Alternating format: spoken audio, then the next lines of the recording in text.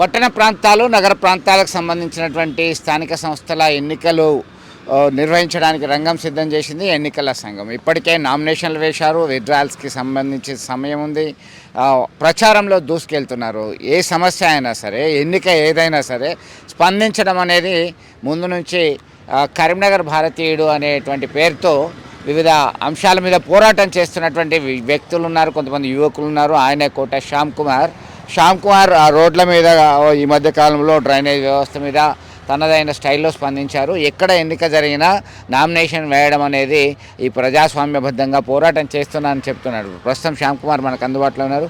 శ్యామ్, చెప్పండి, ఏంటి అసలు మీరు మళ్ళీ ఎన్నికల్లో నామినేషన్ వేశారా? మున్సిపల్ కార్పొరేషన్ కరీంనగర్కి సంబంధించి ఏంది, ఏ ఉద్దేశంతో మీరు వెళ్తున్నారు? ఏమైనా సమస్యలు మీరు గుర్తించడం జరిగింది? అందరికీ నమస్తే. నేను కరీంనగర్ భారతీయుడు కోట శ్యామ్ కుమార్. నేను ఇంతవరకు కూడా ఎమ్మెల్యేగా కూడా పోటీ చేశాను, ఎంపీగా కూడా పోటీ చేశాను, ఇక్కడ కార్పొరేషన్ ఎలక్షన్స్లో కూడా పోటీ చేస్తున్నాను. నా మెయిన్ ఎజెండా ఏంటంటే ఎన్నికలు ఏదైనప్పటికీ కూడా ప్రజలను చైతన్యవంతులు చేయాలనేది నా యొక్క లక్ష్యం. అది చిన్నదైనా పెద్దదైనా కూడా. ఎందుకు అంటే నేటి సమాజంలో ఓటుకు విలువ లేకుండా పోయింది. నీచ రాజకీయ నాయకులు, అది ఏ పార్టీ అయినప్పటికీ కూడా ఓటును కొనాలి, వాడుకోవాలి, ప్రజలని వాడుకొని ఓట్లు వేయించుకొని గెలిచిన తర్వాత వాళ్ళు పొత్తులు పెట్టుకొని ప్రజా సంపదన అంతా దోచుకోవాలి అనే సిద్ధాంతంతో నడుస్తున్నది. ఇది చాలా తప్పు.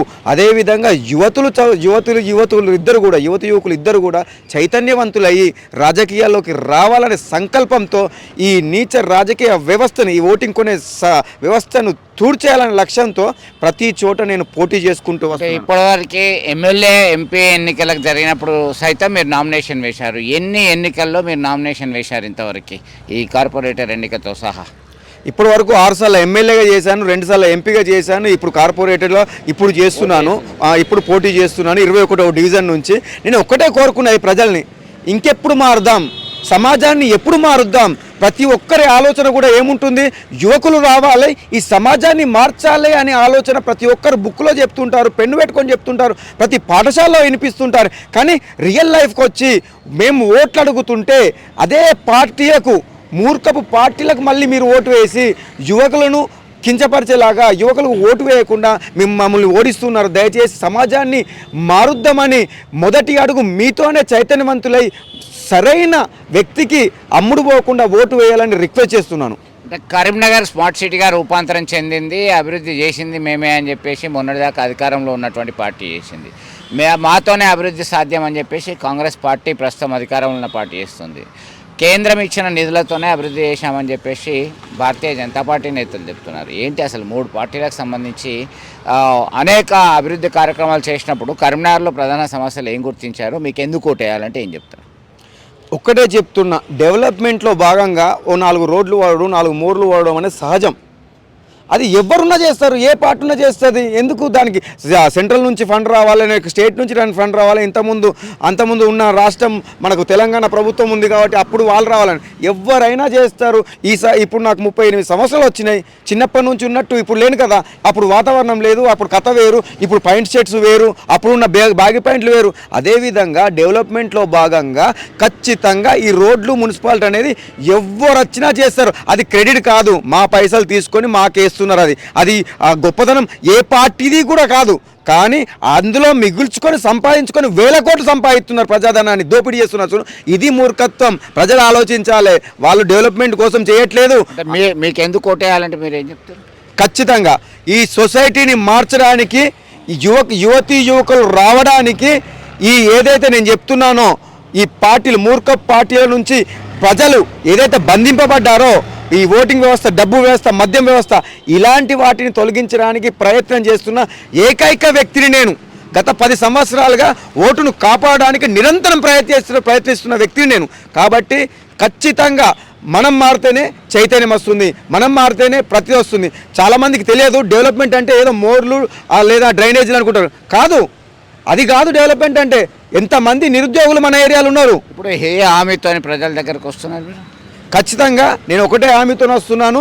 మా ఏరియాలో డెవలప్మెంట్ అంటే మీరు రాష్ట్రంలోనే ఈ డివిజన్ని ఆదర్శవంత డివిజన్గా తీర్చిదిద్దడానికి వస్తున్నాను. అదేవిధంగా రోడ్డు సమస్య కానీ, డ్రైనేజ్ సమస్య కానీ, మున్సిపల్ సమస్య కానీ, వాటర్ సమస్య కానీ, ఎలక్ట్రికల్ సమస్య ఎలాంటి సమస్య లేకుండా నేను చేయడానికి, అదేవిధంగా మా ఏరియాలో ఉన్న యువతీ యువకుల్ని చైతన్యవంతులు చేసి ఖచ్చితంగా ఈ మా డివిజన్ నుంచి 10ల సంఖ్యలో గ్రూప్ 1 ఆఫీసర్లు, 10ల సంఖ్యలో గ్రూప్ 2 ఆఫీసర్లను, అదేవిధంగా 100ల సంఖ్యలో బిజినెస్ మ్యాన్స్ తయారు చేయడానికి ఒక ప్రణాళికతో వస్తున్నాను. కాబట్టి ఈ కుక్కలు కూతుల బెడద అదనంగా ఉంది, ఎక్కడ చూసినా ఈ సమస్య ఉంది. వాటి మీద మీరు ఏ విధంగా ముందుకు వస్తున్నారు? ఖచ్చితంగా మా ఏరియాలో ఉన్న సమస్య కూడా ఇది. ఎక్కడ చూసినా కుక్కలు, ఎక్కడ చూసినా కోతులు. వాళ్ళకు కోతులకైతే ఎక్కడ ఉండనో తెలియక, ఎక్కడ చేయనో తెలియక ఇక్కడ వచ్చి ఉంటున్నాయి. వీటన్నీ కూడా నేను ప్రణాళికతో ఉన్నాను. వాటి సపరేట్ బోన్స్ కూడా ఏర్పాటు చేయ ప్రయత్నం చేస్తున్నాను. ఎక్కడైతే ఆంధ్ర నుంచి వచ్చి కోతులు పడతారో కొండంగల్ని తీసుకొచ్చి అలాంటి సెక్షన్ను కూడా ఒక టీంని ఏర్పాటు చేస్తున్నాను. ప్రతి ఒక్కటి నా డివిజన్ని ఒక నిఘాలో ఉంచుకున్నాను. డ్రగ్స్, గంజాయి లాంటివి కూడా ఎలాంటివి రాకుండా నేను కాపాడుకుంటాను నా డివిజన్ని. మొత్తం మీద ఎన్నిక ఏదైనా సరే నిరంతరము ప్రజల్ని చైతన్యవంతం చేయడానికంటూ పోరాట బాట పడుతున్నాడు. ఎన్నికలు పోటీ రాజకీయ హక్కుగా భావించినటువంటి కోట శ్యామ్ కుమార్ గతంలో ఎంపీ ఎన్నికల్లో అలాగే ఎమ్మెల్యే ఎన్నికల్లో సైతం ఎక్కడ జరిగినా, ఇక్కడే కాదు కరీంనగరే కాదు, ఎక్కడ జరిగినా పోటీ చేస్తూ ముందుకెళ్తూ తనదైన స్టైల్లో దూసుకెళ్తున్నాడు. మరి ఇక్కడ కార్పొరేషన్లో సైతం, కరీంనగర్ కార్పొరేషన్లో సైతం నామినేషన్ వేశాడు. తనదైన స్టైల్లో మరొకసారి ఎన్నికల బరిలో కొట్లాడతాం, నాకెందుకు అవకాశం ఇవ్వకూడదు అంటూ పాంప్లెట్కు సైతం ముద్రించి ప్రజల దగ్గరికి వెళ్తున్నాడు. నాకెందుకు ఓటు వేయకూడదు, ఒక్క అవకాశం ఇవ్వండి, పోరాడుతున్నాను,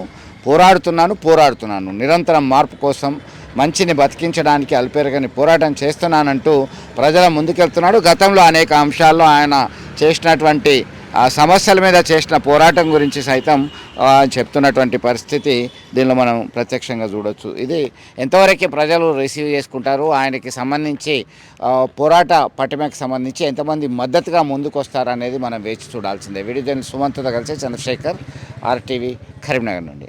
అసలైన తొలి వెలుగు. ఫాలో వాట్సాప్ @తొలి వెలుగు అఫీషియల్.